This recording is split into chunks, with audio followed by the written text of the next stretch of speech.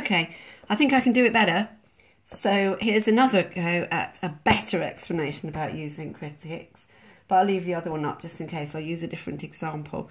So I'm writing, I might be in an essay about Heathcliff, or I might be on an essay about social conventions or anything, and I want to make the point that we only hear about everything through Nellie Dean, and her view is biased in favour of a conservatism, in favour of keeping things the way they are, of traditional religion and traditional values. So I'm going to say one view of Nellie, and I've got one, is that she is a specimen of true benevolence and homely fidelity. And that was said by her sister. Thank you, Charlotte, for saying lots of ridiculous things about your sister's book. So one view of Nellie is that she is a specimen of true benevolence and homely fidelity. And then I'm going to put Charlotte Bronte. And then I get to say how she, however, she certainly, well, I'm going to carry on, I'm going to develop it. She certainly, this view of herself, she certainly puts forward, or Bronte puts forward this view of her. I might talk about the apples that are in her basket. I might talk about a steady, reasonable kind of body is another thing that she calls herself. And that she sort of minimises her own part of the plot. She minimises her own bias. So she's definitely giving herself this view. However, I might say that she really is. However, it's that is almost the surface layer of the text. And clearly she is much more involved and judgmental. And then I might do the dropping Hareton, which I've got at one of my other videos on, and I can prove that there. So that's a clearer one. You don't have to put 2 quotes in every paragraph, is what I'm saying. So I've got this great quote that I disagree with, and they're the best quotes. And I've gone to say, okay, well, I can see how you do think that she's homely fidelity. You know, she's home faith. You know, she's nice country home, lovely old lady. She's not very old, and very faithful, and true benevolence, true goodness. I can see why you think that, because here are these ways that Bronte gets her to present herself.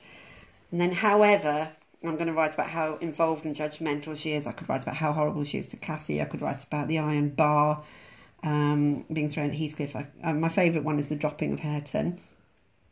Or even the Joseph is coming, she says, after Heathcliff leaves the room, after Cathy says it would degrade her to marry him. Any of those. So one last time, point of view I disagree with, okay, why people might think that, and then much better, why that point of view is wrong. So that's a much better way, I hope a much clearer way of using quotes. Thank you. However, if you want to, a much simpler way, I think I keep being too tricky. I'm trying to get simpler each time. You put a point of view that you agree with. So here I am, Heathcliff. I'm holding the phone and writing, so I can't do it. Here's a rebel dealing out rough justice to the ruling classes. Rough justice to ruling classes. Pretend I want to use that quote. So I'm saying that I've gone on through how he's evil, how he's demonised, how Nellie's biased against him. And then I might say, an interesting view, or a more convincing view, is by Arnold Kettle. He's a very well-known kind of critic. Is that Heathcliff is a rebel dealing out justice to the ruling classes, and then I write on and on about the ploughboy, treating a runaway ploughboy as a brother, about him using all the inheritance laws and all the marriage laws, the laws of the ruling classes. He uses them against them in order to win their property off them. So that was it, marriage, inheritance and property laws.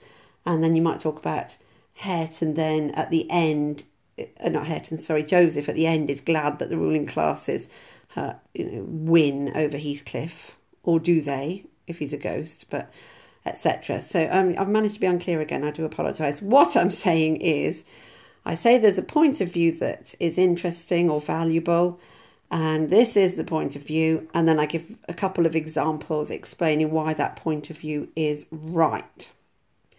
So that's the simplest way of dealing with them, and that's fine as well. So the view and examples of where it's right.